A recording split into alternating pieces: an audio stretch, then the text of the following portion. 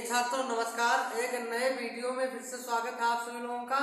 तो देखिए आज क्या पढ़ना है आपको। आज आपको पढ़ना है श्रेणी क्रम में जुड़े प्रतिरोध। देखिए आपकी परीक्षा में इसको किस प्रकार से पूछा आता है।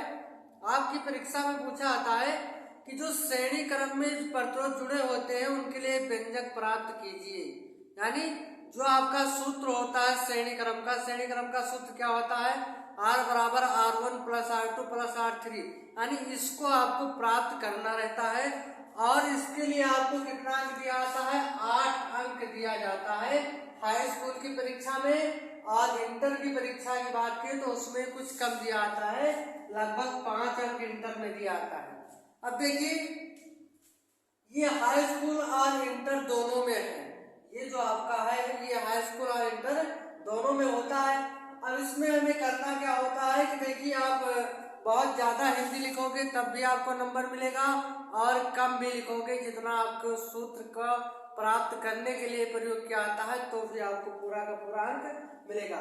तो आइए बहुत ही बारीकी से मैं आपको इस चित्र की सहायता से इसको समझाता हूँ कि हिंदी कैसे लिखेंगे। देखिए आपका क्रम कौन सा है, श्रेणी क्रम है।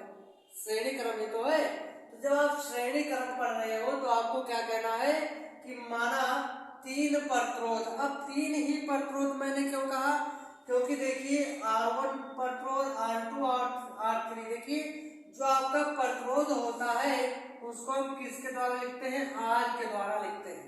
यानी जो प्रतिरोध होता है उसको हम किसके द्वारा लिखते हैं, R के द्वारा लिखते हैं। तो 3 प्रतिरोध मैंने कहा। अब 3 प्रतिरोध क्यों कहा, क्योंकि आपका यहाँ एक प्रतिरोध R1 है, दूसरा प्रतिरोध आपका R2 है और तीसरा प्रतिरोध आपका क्या है, R3 है। इसी प्रकार जो आपका विभव है यानी जो विभवांतर होता है उसको हम किससे लिखते हैं, B के द्वारा। यानी आपके 3 प्रतिरोध है और 3 ही आपका क्या है, विभवांतर है। तो विभवांतर क्या होता है, B1 B2 और क्या लिखा है, B3 यहाँ पर लिखा गया है। तो विभवांतर आपका B हो जाएगा, प्रतिरोध आपका क्या हो जाएगा, R हो जाएगा। अब आपको क्या करना है, कैसे परीक्षा में इसको लिखना है एग्जाम में। तो देखिए आप हमारी बात सुनिए और बहुत ही अच्छे से आप इसको समझोगे और बहुत ही अच्छे से आप इसको लिखकर भी परीक्षा में आओगे। तो आप क्या कहोगे कि माना 3 प्रतिरोध R1 R2 R3, कौन सा क्रम पढ़ रहे हो, श्रेणी क्रम पढ़ रहे हो। तो क्या कहोगे कि माना 3 प्रतिरोध R1 R2 R3 श्रेणी क्रम में जुड़े हैं जिनके सिरों के बीच उत्पन्न विभवांतर B1 B2 व क्या है, B3 है। इतना कह दो और अपना सूत्र प्राप्त कर दीजिए। और ये जब चित्र भी बनाना पड़ेगा, देखिए अगर ऐसा पूछा आता है कि श्रेणी क्रम में जुड़े प्रतिरोधों के लिए व्यंजक प्राप्त कीजिए तो ये आपको फिगर है, जो चित्र है ये भी बनाना पड़ेगा। तो आप क्या कहोगे, हिंदी में सिर्फ इतना है कहिए कि माना 3 प्रतिरोध R1 R2 R3 श्रेणी क्रम में जुड़े हैं जिनके सिरों के बीच विभवांतर B1 B2 व B3 है। फिर आपको एक शब्द क्या कहना है कि ओम के नियम से, क्योंकि ओम का नियम लगा करके तभी हम श्रेणी क्रम के सूत्र का निगमन कर सकते हैं। तो इतना ही आपको लिखना है, ठीक है।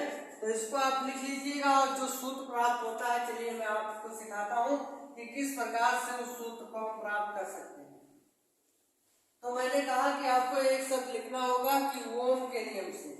तो आप लिखोगे कि ओम के नियम से, क्या लिखोगे, ओम के नियम से। तो जो आपका ओम का नियम होता है वो क्या होता है, V के बराबर होता है IR होता है। ओम का नियम V बराबर क्या होता है, IR होता है। देखिए V बराबर IR होता है और यहाँ जब B1 था तो आपका प्रतिरोध क्या था, R1। ऐसा आप लिख सकते हो क्योंकि B बराबर IR तो होता ही है, लेकिन B1 के सिरों के बीच यानी जो विभवांतर B1 था उसके सिरों के बीच प्रतिरोध क्या दिया गया था, R1 और R2 के बीच B2 और B3 के बीच R3। तो देखिए B1 बराबर IR1 लिखिए, ठीक उसी प्रकार B2 बराबर IR3 लिखिए, सॉरी यहाँ पर 2 होना चाहिए, और B3 बराबर क्या लिखोगे, IR3। ठीक है, इतना आपको करना है क्योंकि प्रतिरोध R1 के सिरों के बीच विभवांतर B1 था, R2 के बीच B2 था और R3 के बीच क्या था, B3 था। अब देखिए B बराबर होता है B1 प्लस B2 और प्लस क्या होता है, B3 होता है।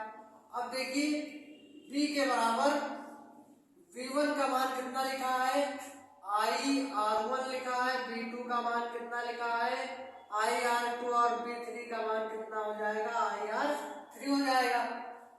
अब B के बराबर IR यहाँ लिखा है तो जहां B है उसकी जगह पर हम क्या लिखेंगे IR लिख देंगे। इधर क्या IR1 plus IR2 plus IR3। अब देखिए I यहाँ देखिए I तो ऐसे लिखो IR, यहाँ I एक समान है तो उसको बाहर निकाल लीजिए अर्थात कॉमन ले लीजिए तो क्या बचेगा R1 plus R2 plus R3, क्योंकि I से जब इसको गुणा करोगे तो IR1 IR2 और IR3 हो जाएगा। I से I आप काट दीजिए तो R बराबर क्या बनेगा आपका R1 plus R2 plus R3। तो इतना ही आपको करना होता है। इतने के लिए ही अगर आपको 8 अंक या 5 अंक मिल सकता है या मिलता है तो इसमें क्या दिक्कत है। देखिए मैंने क्या कहा कि ओम के नियम से, ओम का नियम आपका V बराबर IR होता है।